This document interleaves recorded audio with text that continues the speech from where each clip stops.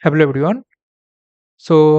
This video is in continuation with part 1. If you have not watched the part 1 first, go to part 1, then come here. So in part 1 I have covered the signal generation of two user, then relay fitting channel generation for the two user, and I have also shown you the reception at user 1 end after doing the SIC process. The SIC I have explained in part 1, so please go through that. After that, come here. So here I will cover the reception at y2 end, then I will show you the plot. So you know that user 2 here is a weak user. Now suppose y2 is the receive signal at user 2 after doing the channel equalization. So y2 is suppose alpha 1 into p into x1 plus alpha 2 into p into x2 plus n. Now for y2, this is my intended signal part and this is my interference part. But this interference part has lower power than the signal part, as alpha 1 is less than alpha 2. So y2 cannot eliminate this interference effect coming from user 1. So y2 will do, or user 2 will do direct demodulation. So here you can see that after doing the channel equalization, uh, user 2 has done direct demodulation. After that, we need to calculate number of bits which are different, and we'll store that value in BR2. So BR2 will be updated with number of bits which are different. So this function will give that. So data 2 is the actual transmitted data from transmitter, and this is my decoded data at receiver end. And after that, this is the end of the iteration. This iteration started here. So for each power, we'll do R times iteration. So R times BR2 will be updated, right? Then we need to calculate the actual bit error rate.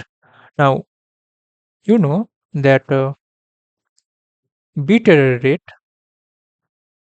is equal to number of bits which are different divided by total transmitted bit. Suppose from the transmitter we sent 1000 bits. Now out of 1000 bits, 10 bits are different. So what is the bit error? It is 0.01, right? So here uh, BR1, this matrix will store the bit error rate for user 1, and for each power we will update this BR1 matrix.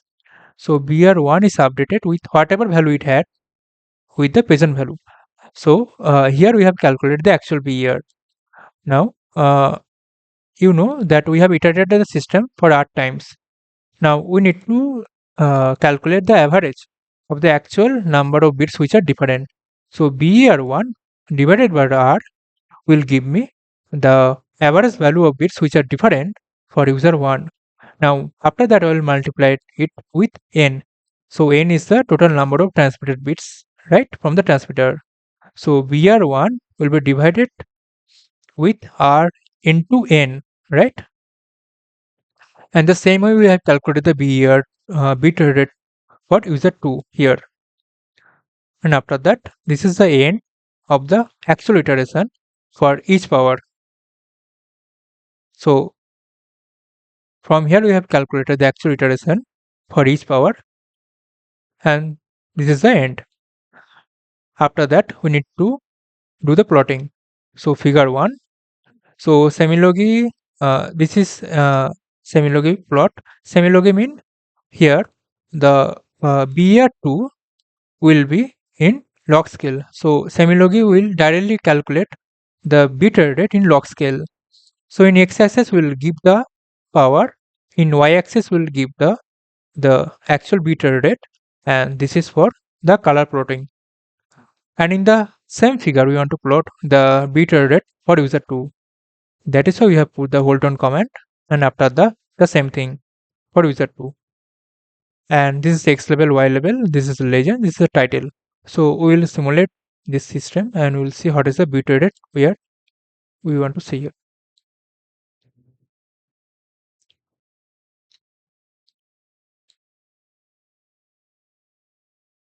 It will take some time.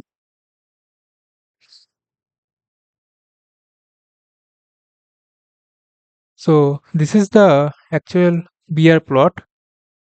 This blue line actually showing the BR plot for user 1. Here user 1 is a strong user, and as it is a strong user and it is a close from the base station, so it will have the better BR performance than user 2. User 2 is the farthest side from the base station, so it will have the higher bit rate. Okay, and we have considered the power from 0 to 20. So in the x-axis you can see the power, right? So this is the plot of bit rate for user NOMA. Uh, so later I will also show you how to calculate the capacity here, right? So I will end the video here. If you have any query, please ask me in the comment section, and I will also share the code in comment section.